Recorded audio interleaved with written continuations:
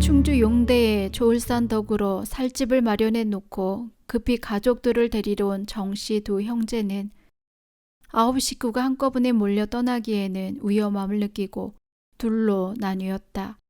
새벽 일찍 프란치스코 형 식구가 길을 떠났다. 얼마 전까지만 해도 그렇게 평화롭기만 하던 단내 마을. 이 마을은 물론 이웃 마을에까지 인심을 베풀고 모든 이의 사랑과 신망을 받으며 행복하게 살았던 과거가 한꺼번에 되살아나서 온 식구들은 흐르는 눈물을 금할 길이 없었다. 그래도 한 구석 정이 남아있던 몇몇 일가 친척이나 이웃 사람의 배웅을 받으며 프란치스코 식구들은 마을을 떠났다. 한 여자들이 이렇게 먼 길을 걷는 일은 처음이라 얼마 못 가서 발이 부풀어 오르고 몹시 고통스러워했다. 70리길 장원에 도착하였을 때는 점심때가 훨씬 지나서였는데 프란치스코 식구들은 장터 객주 집에 들러 간단한 식사로 요기를 했다. 그런데 이때 옆에서 술을 마시던 한패들이 정씨 가족들 거동이 이상하게 보였던지 서로 수군대며 시비를 걸어올 기미가 보이자 프란치스코 부인 바르바라는 급히 서둘러 객주집을 빠져나오니 겁을 먹은 나머지 몸에 식은땀이 흐르고 있었다. 일행이 이렇게 위협을 느끼며 장원을 지나 음성군 애연이 가까이 이르렀을 때였다. 이젠 안심해도 되겠다 싶어 한숨 돌리며 무심코 뒤를 돌아보던 프란치스코는 깜짝 놀라 급히 얼굴을 돌렸다. 바로 얼마 전 아버지 바오로를 잡아갔던 포교를 닮은 사내가 삿갓을 쓰고 부채질을 하며 뒤를 따라오고 있지 않은가.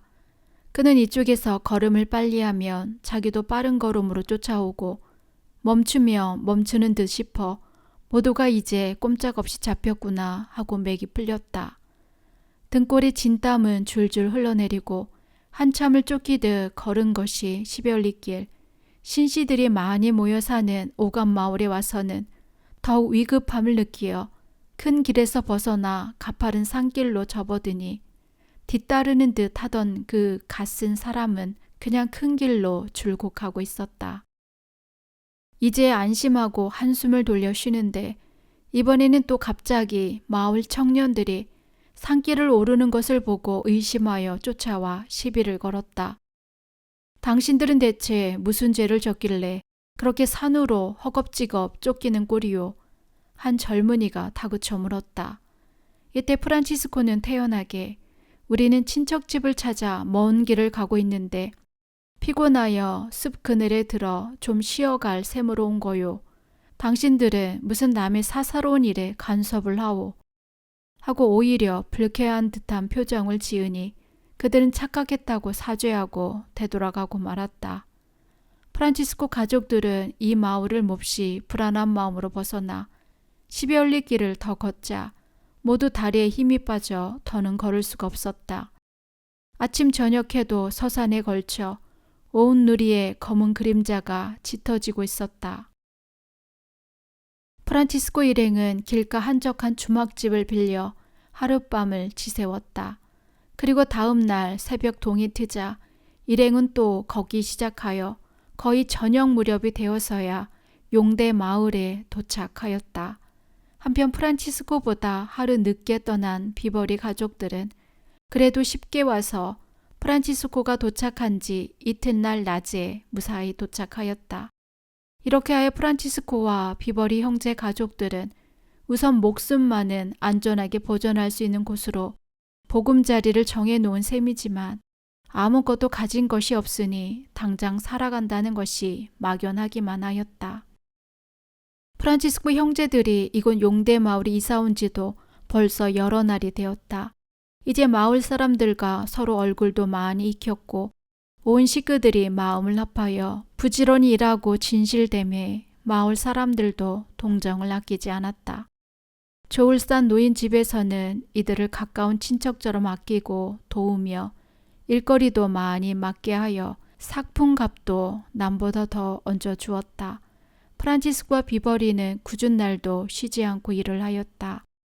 그들은 남들보다 일 솜씨가 서투름을 미안히 여겨 남이 쉬는 시간에도 호미와 낫을 잡고 일하니 오히려 주인이 말리고 고맙게 여겼다.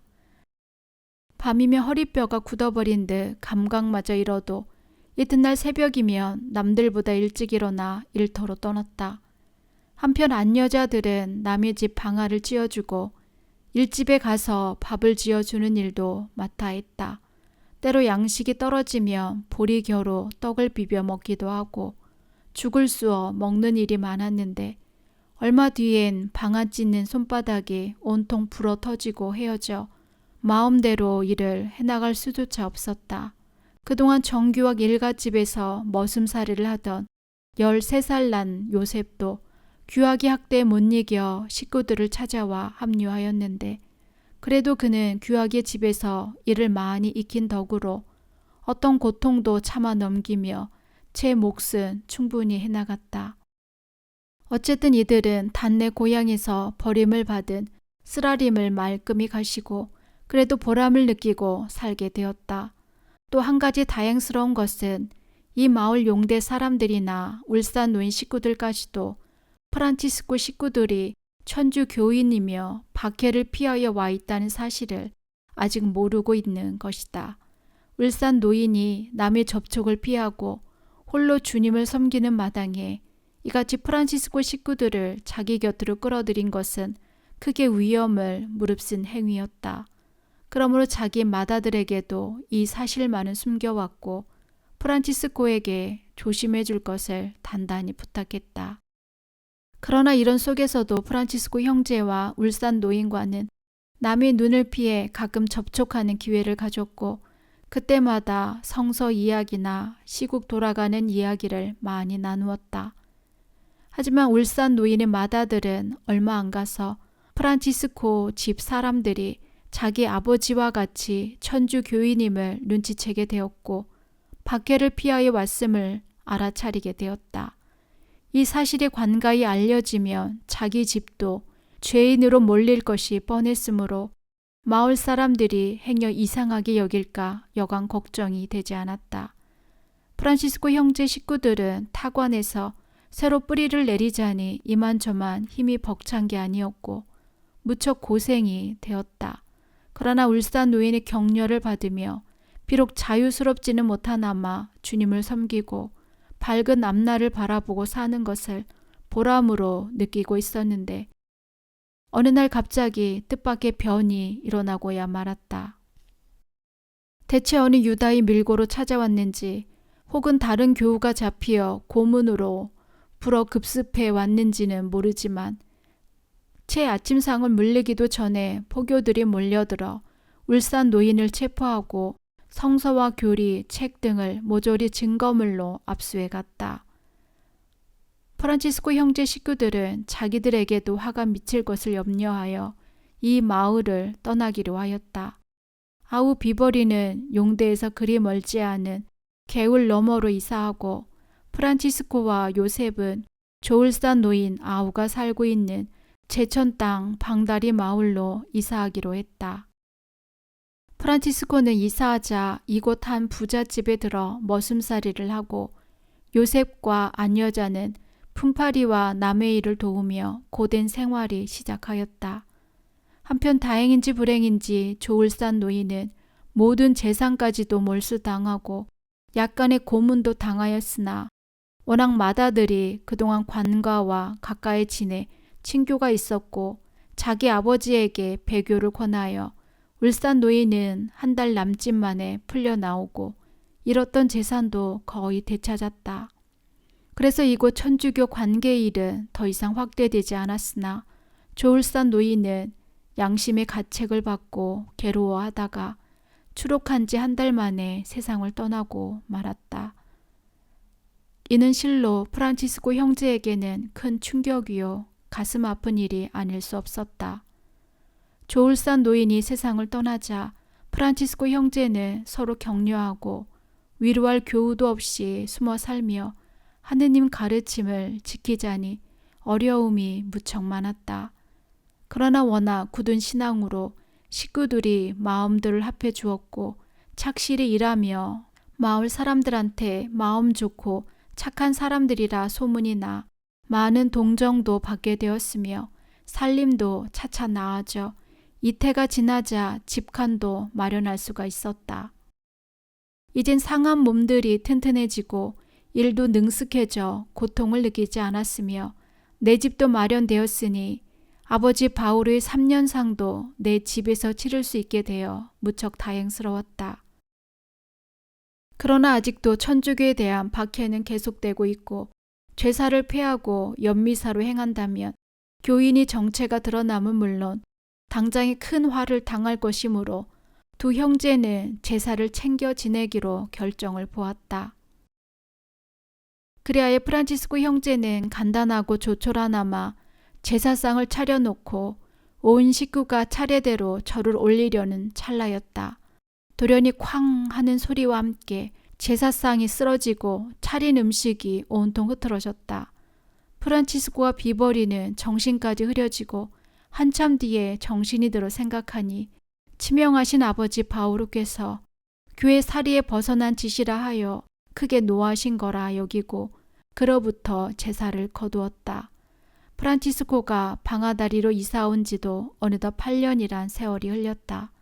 프란치스코는 몇 해 전 아버지 제사 때 변으로 제사 지냄을 소홀히 하여 마을 사람들의 눈에 거슬리게 되었고 또 교인들이 전혀 살고 있지 않은 이 방아다리에서 더 이상 견디기가 힘들었다. 이때 마침 용대 울산 노인집 문제가 이미 조용히 끝나 있었고 그곳 마을 사람들이 예정으로 초청도 있고 하여 다시 용대 마을로 이사했는데 이 해가 을해 1874년 이른 봄이었다. 이 무렵 용대에서 시보리쯤 떨어진 소태라는 곳에는 공소가 있었다. 소태 공소에는 송회장이란 분이 이를 보살피고 유성군 바오로와 한티 마을에 사는 박도경 등이 서로 믿음을 강하게 갖고 친밀히 왕래하였다. 그들은 번갈아서 외로이 살고 있는 프란치스코 형제들을 찾아 권면 위로하여 주었고 봄, 가을 공소 때면 불러서 고백 성사도 받게 했다. 이렇게 되자 자연 마을 사람들은 이상한 눈으로 지켜보는 사람이 많았고 아무리 인심 좋게 살고는 있다 하지만 교인들의 왕래가 잦아 자연 변이 생길 두려움이 생겼다. 생각도 못해 프란치스코는 식구들을 데리고 큰 마을과 떨어진 용대 뒷산 앙골 산막집으로 이사를 했고 아우 비버리는 앙골과 가까운 지등산 순우골이란 곳으로 가서 살기로 하였다. 그런데 공교롭게도 이때는 몇 해를 두고 흉년이 들어서 풍성해야 할 가을철인데도 먹을 것 때문에 사람들마다 허덕이고 있었다. 사람들은 모두 일자리가 없었고 사람들은 거의 풀뿌리나 나무 껍질로 연명하여야 했다. 이때 물론 프란치스코 형제 식구들도 마찬가지로 혹독한 고생을 해야 했다. 어떤 때는 왕겨를 얼거미로 쳐서 가늘게 빻아 솔잎가루와 섞어 빵처럼 익혀 먹고 식중독에 걸려 온 식구가 알아눕기도 했다. 이런 어려움 속에서도 신앙의 열은 더해갔고 일요일이 되면 공소 예절 대신 항시 성로 신공을 했다. 이때마다 혹시라도 염려하여 아이들을 시켜 동산에 올라가 망을 보게 했는데 이때 7살 난 규레 레오도 한 몫을 하다가 지나는 사람을 관인으로 착각하여 집으로 뛰어가다 눈덩이에 빠져 다친 일도 있었다. 이렇게 두터운 신앙생활을 이어가기 위하여 타관 땅에서 이곳저곳 옮겨가며 온갖 고초를 다 겪던 프란치스코는 60 환갑 나이가 되자 1889년 음력 정월 초엿새 날 이곳 용대 앙골 외진 집에서 병으로 세상을 떠나고야만 말았다. 이때 프란치스코의 장례식은 아래 큰 마을 사람들의 협조를 얻는다면 수월하겠지만 제사의 폐암이 또 말썽이 되기가 뻔할 것이므로 마을 사람들을 사양하고 충주 돌담이 봉암 교우들을 불러 친척들이라 속이고 간결한 천주교 절차를 밟아 돌담이 산성골 보령산에 시체를 안장했다. 이 일로 인하여 마을에서 자연 수군거리며 마침내 말썽이 일어날 기미가 보이자 프란치스코 가족들은 할 수 없이 또 용대를 떠나 돌담이로 이사를 하게 되었고 교우들이 따뜻한 도움으로 약간의 산밭 땅을 가꾸어 먹고 살기에는 염려가 없었다. 이때 본당은 둘째 신학교가 있던 여주 부엉골이었으며 매년 공소를 치렀고 여러 마을 교우들이 모여 매우 화목하게 지냈다. 정든 고향을 떠나 타향에서 형 프란치스코를 의지하며 살다가 형님이 먼저 세상을 떠나자 아우 비버리의 슬픔은 이루 말할 수 없이 컸다. 비버리는 마치 한쪽 날개를 잃은 것 같았고 너무도 큰 외로움을 느끼고 살아야 했다. 그래서 비버리의 유랑 생활은 더욱 잦아졌고 여러 곳으로 옮겨 살았다. 그러다가 고향을 떠난 지 26세 만에 다시 단내 고향으로 이사해 왔다. 누구 하나 환영하는 사람도 없이 쓸쓸히 고향에 돌아온 비버리는 선산 밑에 조그마한 집을 마련하여 살며 산을 가꾸고 산밭을 일구어 농사를 지었다. 또 비버리는 치명하신 아버지 바울의 지극한 순교 정신을 이어 착실히 천주교를 받들어 행하였으며 멀리 경기도 화성군 봉담면에서 한 신부님을 모셔다 판공 성사를 받기도 하였다. 이 마을에는 병인 교난 때부터 몹시 천주교를 미워하던 정낙경이란 사람이 있었는데 검은 수단을 입으신 신부가 말을 타고 오면 자기 집 대문간에 나가 온갖 욕설을 퍼붓곤 하였다. 저 거지 같은 사람들이 어디를 떠돌아다니다가 기어들어와 이제 또 죽으려고 환장을 했구나. 이렇게 온갖 폭언을 다 하던 정낙경이 막상 죽을 병에 걸리니 안위를 얻고자 자기 며느리를 시켜 비버리를 불러오게 하였다. 그는 비버리에게 그동안의 잘못을 사과하고 회개하였으며 비버리로부터 대세를 받고 편안하게 주님 품 안에서 운명했다. 비버리 고맙소. 나도 이제야 하느님의 참뜻을 알았고 마음 편히 이 세상을 떠날 수 있어 즐겁소. 하고 비버리의 손목을 지그시 잡았을 때는 정낙경의 눈에 구슬 같은 눈물이 맺히고 있었다.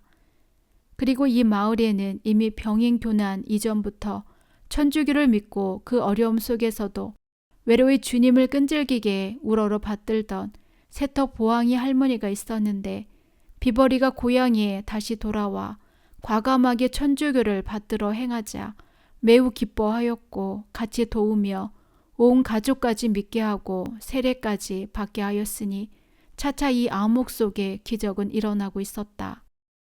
한편 프란치스코가 세상을 떠난 뒤에도 그대로 타향에 남아있는 그의 가족들은 비버리가 고향으로 돌아가자 그 집을 얻어 수룡동으로 이사하여 여러 교우들과 어울려 활발히 교를 믿으며 살았는데 프란치스코의 아들 야고보는 그의 아내 남 엘리사벳과 같이 내 아들을 키우며 매우 굳고 엄격한 종교 교육을 시켰다. 아무리 가난하고 어려움 속에서도 아이들은 착한 행실에서 벗어나는 짓궂은 놀이나 비굴한 행위는 결코 용서하지 않았다. 내 아들 가운데도 특히 셋째 정레오 규량은 성품이 쾌활하고 괄괄하여 자칫하면 경솔하고 건방진 성품으로 굳혀질까 걱정하여 부모는 매우 신경을 쓰고 있었다. 하지만 레오는 사형제 중 독특하게 영특하였고 빼어난 글재주를 가졌으며 신앙도 진실하였다.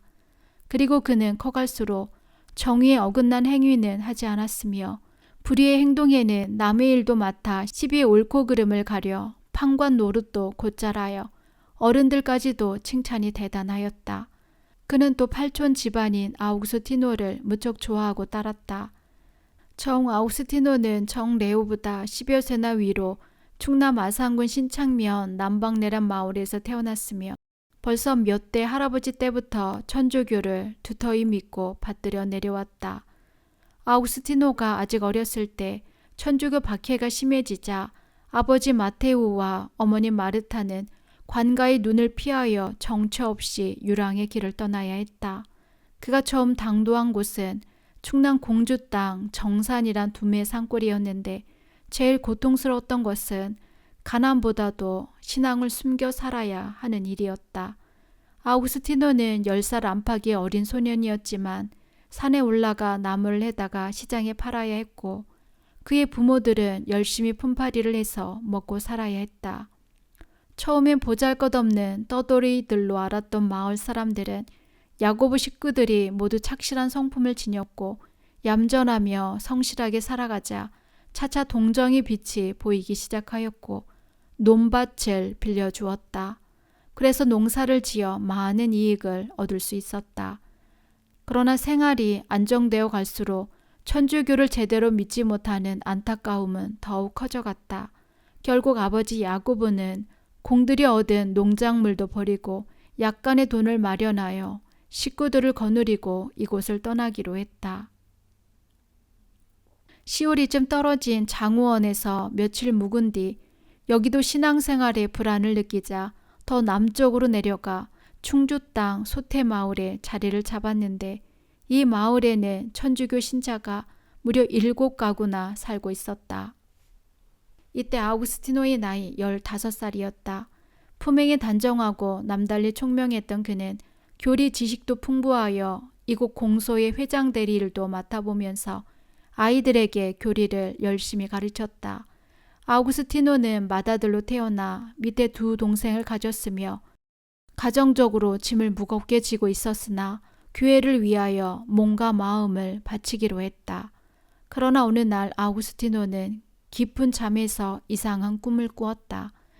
하얗게 수염을 기른 신령처럼 생긴 노인이 나타나더니 아우구스티노야, 너는 성스러운 마음을 갖고 있다. 그 마음 흔들리지 말고 뜻한 대로 훌륭한 사제가 되어라. 너는 장차 이 교회를 이끌어갈 선구자가 될 것이다. 그는 꿈에서 깬 뒤 더욱 결심을 굳히고 이미 정혼한 여자를 만나 사정을 이야기하고 서로 결혼을 단념하기로 했으며 부모로부터 승낙을 받았다. 그리고 이튿날은 본당 로벨토 신부에게 뜻을 전하고 신학교에 보내줄 것을 간청하였다.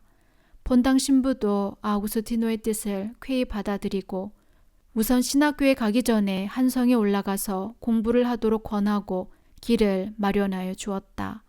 그러나 그때 아우구스티노의 집은 워낙 가난하여 한성으로 떠날 여비조차 마련할 길 없어 고민하게 되었다. 그러던 어느 날 하루는 나무하러 산에 오르다 독수리가 암탉 1마리를 채가는 것을 보았다. 아우구스티노는 작대기를 휘두르고 고함을 질러 간신히 독수리로부터 닭을 구해온 뒤 아버지에게 이야기하여 한양 여비를 만들기 위하여 자기 몫으로 기르기로 했다. 그 암탉은 곧 튼튼해져 며칠이 지나자 알을 낳기 시작하였다. 이렇게 하여 모여진 달걀을 팔고 어미 암탉도 어느 만큼 돈을 받고 팔아 여비가 마련될 수 있었다. 그러던 어느 날 또 뜻밖에도 집안에 불행한 일이 겹쳐왔으니 화재로 온통 집이 불타버린 일이었다. 할 수 없이 경기도 광주로 이사하게 되었고 얼마 뒤엔 그렇게 소망하던 신학교 입학 허락이 서울 주교관으로부터 내려졌다. 아우구스티노는 신부님이 도와준 여비로 곧 한성을 향해 떠났다. 아우구스티노는 인천에서 배를 타고 떠나 험한 풍랑과 싸우면서 몇 달을 고생하다 페낭에 도착하였다. 9회 만에 우수한 성적으로 수학하고 귀국하여 1896년 4월 26일 약현 성당에서 사제 신품을 받았다. 이는 실로 우리나라의 신부로서는 5번째 태어나는 일이므로 무척 뜻깊고 성스러운 일이 아닐 수 없었다. 정 아우구스티노는 신부가 되자 하느님께 봉사하는 마음으로 강원도 산악지대를 포교할 뜻을 정하고 거의 자원하다시피 하여 풍수한 성당 2번째 주임 신부로 부임하였다. 이때 본당 구역은 화천, 인제, 평창, 홍천, 양구 등 넓은 지역으로 공소를 한 차례만 순방하여도 무려 석 달이란 긴 날을 보내야만 했다. 아우구스티노 신부는 때마침 한일 합방 전의 혼란기에 곳곳에서 왜군과 싸우다 밀어닥친 많은 우리나라 의병들을 따뜻이 맞아 도와주며 격려하였다. 또 아우구스티노 신부는 나라를 잃은 슬픔을 달래고 장차 잃은 나라를 되찾으려면 배우고 깨우쳐야 한다는 신념으로 관할 구역 회장들과 상의하고 성당 안 사랑방에 삼위학당이란 이름으로 학교를 세웠다. 교사는 멀리 논산에서 박토마스란 사람을 초빙하여 학생들을 가르쳤는데 각처에서 아이들은 물론 이미 장가간 어른들까지도 많이 모여들었다. 이때 역사 교재는 우리나라 망국의 슬픔을 가슴에 되새기고 깨쳐 일어나기 위하여 우리나라 실정과 비슷한 월남 망국사란 제목을 붙여 공부를 하였다. 그러나 얼마 가지 않아서 일본 경찰에 적발되어 교재를 압수당하고 많은 관련된 사람들이 잡혀가 고생을 하였다. 아우구스티노 신부는 이렇듯 아픈 마음을 참으며 교회 건설에 온 힘을 기울였다. 아우구스티노 신부는 경비를 절약하고 틈틈이 모은 돈으로 중국 건축 기술자를 불러 붉은 벽돌로 프랑스 고딕식 성당을 지었으며 사제 성소에도 많은 관심을 가져 대여섯 명의 신학생을 길러냈으니 이 모든 일은 이 나라 천주교 사에 길이 빛날 훌륭한 일이라 하겠다.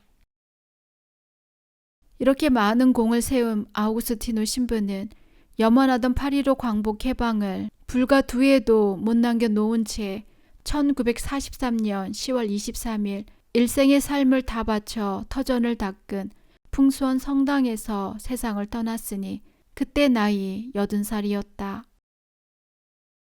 이렇게 훌륭한 저웅 아우구스티노를 신부가 되기 전부터 저웅 레오가 좋아하고 따랐던 것은 결코 우연이나 단순한 감정에서 우러나온 것이 아니었다. 그는 물론 팔촌 일가라는 뜻도 있었지만 일찍이 집안으로도 가까이 접촉하여 이미 은연중에 신부가 되겠다는 뜻이 통하고 있었으므로 더욱 가까워지는 계기가 되었던 것이다.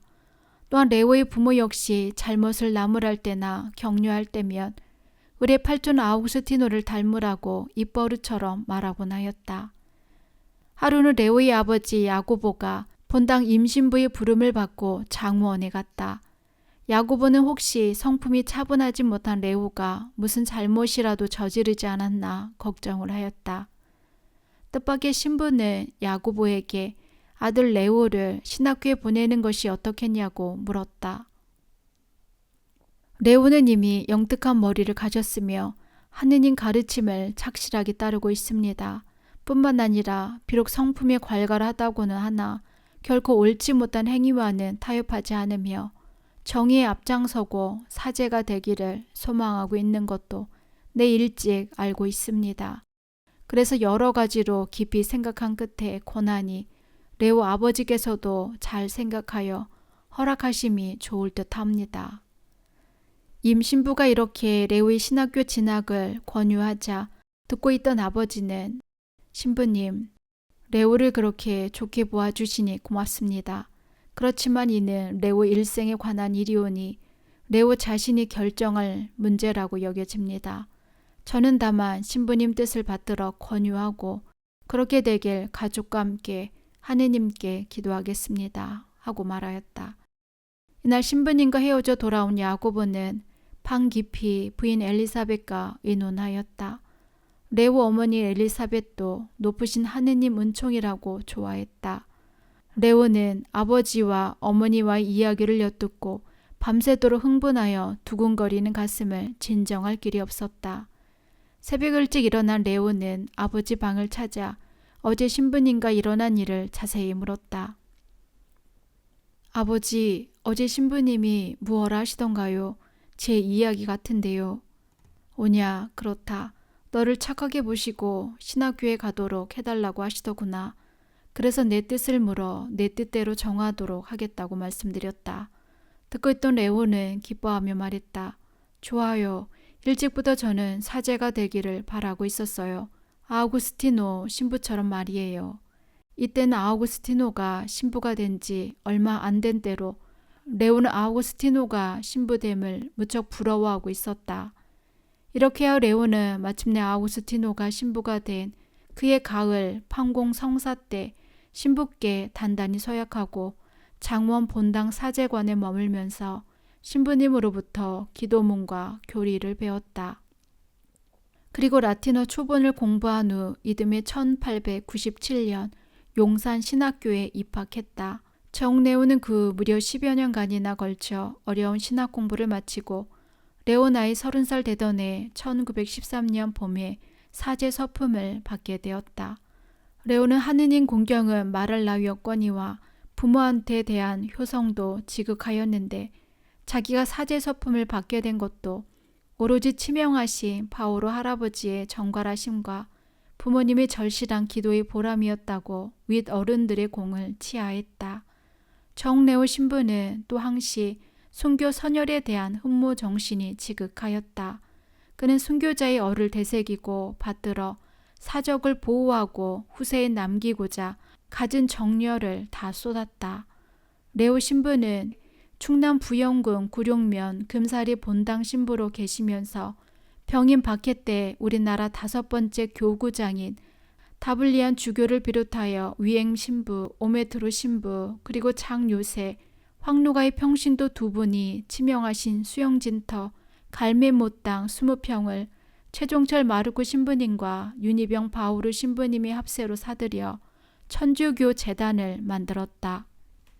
레오 신부는 또 아산 공세리 본당이 있을 때는 김대건 안드리아 신부의 순교비를 세웠으며 네폴리 순교지를 직접 돌아다니면서 달래의 한국 천주교회사에 쓰여진 지명과 현지의 지명을 대조하여 큰 지도를 만들기도 하였다.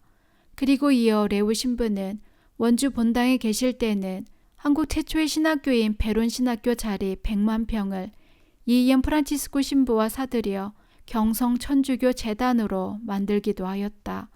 그뿐만 아니라 정레오 신부는 찌는 듯한 무더위와 살을 내이는 추위에도 아랑곳 없이 날마다 순교자에 대한 발자취를 더듬어 익히고 묵상하였으며 사모정 본당이 있을 때는 신자들과 더불어 성직자 묘소를 항시 깨끗이 손질하여 가꾸고 묘지 앞에 꿇어앉아 신공을 드렸다.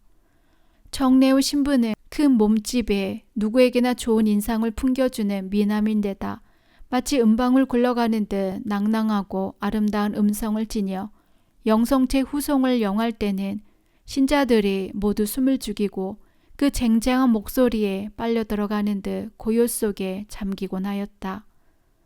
레오 신부는 성품이 엄한 편이어서 모든 신자들이 성사 보는 일을 중히 여기도록 철저히 가르쳤다. 그러면서도 항상 인자하였고 명랑한 성품을 지녔으며 미사 예물이 들어오면 가난하고 어려운 교우들을 돕는 데 썼다. 정레오 신부는 사제 서품을 받은 후 첫 부임을 용인 앞고지로 하였는데 그로부터 11년 동안 용인 광주 주변에서 정교 활동을 하였으며 무려 40개 공소를 살피며 수많은 교우들을 지도하였다. 레오 신부는 장차 천주교 밝은 길을 위하여 신학생을 철저히 길러나갔으며 이에는 모든 것을 아끼지 않았고 도왔다. 또한 농민들을 위하여도 많은 일을 하였는데 면사무소 등 기관을 드나들며 뽕나무 종자를 무상으로 배급받게 하고 양잠 기술을 손수 가르쳐 가난한 농민들이 이를 부업으로 어려운 살림에 많은 도움이 되도록 협조하였다. 레오 신부는 또 70 노인인데도 불구하고 젊은 사람이 지지 않게 정열적으로 일을 해나갔으며 가정 방문도 자주 하여 신자들의 사는 형편을 밝게 파악하였으며 이를 바탕으로 신자들 간에 화합을 잘 이루도록 하고 냉담자도 생기지 않도록 잘 도와나갔다. 한편 레오 신부가 강원도 원주로 정근되어 갔을 때는 많은 새로운 교우를 얻기도 하였는데 이때 바쁜 틈에도 후에 유명해진 정씨가 사와 순교자 사료집을 만들어 이 나라 천주교 사에 빛나는 업적을 쌓아놓기도 하였다. 정레오 신부는 지혜가 풍부하기로도 유명하였다. 서울 용산 본당에 있을 때 6.25 동란을 겪으셨는데 이때 갑자기 공수를 피하여 많은 사람들이 성당 안으로 피신하여 몰려왔다. 이를 멀리서 본 레오 신부는 황급히 달려가 성당문을 잠그고 사람들을 옆이 우거진 숲속으로 피신토록 했다. 그리고 난 순간이었다. 교회 안에 폭탄이 4개나 떨어졌고 교회는 순식간에 불바다가 되고 말았다. 레오 신부는 폭탄의 거센 바람에 멀리 날아가 의식을 잃고 있었다. 다행히 잠시 후 큰 상처 없이 의식을 되찾았다. 그 레오 신부는 일사후퇴 당시 부산으로 피난했다가 서울을 수복하자 누구보다도 먼저 올라와 본당 재건에 힘썼으며 모두 잃어버리고 먹을 것조차 제대로 얻을 수 없는 때라 고생이 말할 수 없이 컸다. 그러나 레우 신부는 새로이 신자들 전교 활동에 쉴 틈이 없었고 너무 몸을 함부로 하여 과로한 데다 6.25 당시 폭격 때 당한 충격이 심장병으로 돌아서 심하게 앓다가 1952년 10월 7일 매개 축일날 명동 성모병원에서 영원히 주님 품으로 돌아가셨다. 그때 레우 신부 나이 70이었으며 교우들은 용산 본당 안에 성직자 묘소에 모셔 평안히 쉬게 하였다. 한편 정레우 신부 아버지 야고보는 레우 신부가 용산 신학교에 입학한 지 2해 만에 병들어 세상을 떠났고 레우 신부 형 베드로와 비오는 1년 뒤 어머니 엘리사벳을 모시고 고향을 떠난 지 34년 만에 단내로 돌아왔다. 이때는 벌써 비버리 식구들이 동네 인심도 많이 얻고 있었고 적극적인 정교 활동으로 이웃 마을까지 신자 수도 상당히 늘어나 있었다. 마을 사람들은 베드로와 비오를 위로하고 따뜻한 정으로 맞아주었다. 정 바오르가 치명한 이후 이제야 그의 후손들은 다시 선조의 피 어린 단내 마을에 모여 옛 성스러운 발자취를 기리며 주님의 뜻을 따라 새로운 각오와 굳은 신념으로 삶의 터를 마련하였다. 정씨 가문에는 정레우 신부가 세상을 떠난 후에도 정원진 루가 신부와 현재 수원교구에서 주님 사업을 위해 젊음을 다 바치고 있는 정운택 안드레아 신부 등 훌륭한 사제들이 맥을 이어 나오고 있는데 모두가 거룩한 순교자 정 바울의 뒷받침이요 은혜라 하겠다.